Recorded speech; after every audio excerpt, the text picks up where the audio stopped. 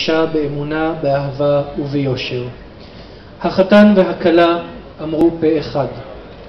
נהיה שותפים בברית נישואין.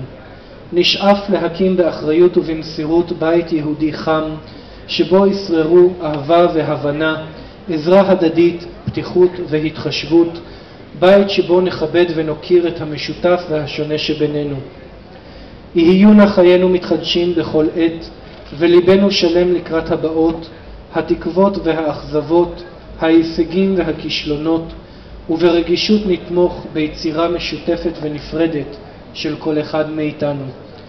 קיבלנו עלינו שטר כתובה זו, והכל שריר וקיים, חתומים הכלה אליזבתה, החתן דימיטרי, העדים מריאנה ואולג, ואנוכי הרב עדי כהן.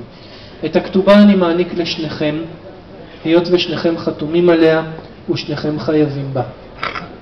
בדרך כלל הכתובה מוצאת את מקומה במגירה אפלולית.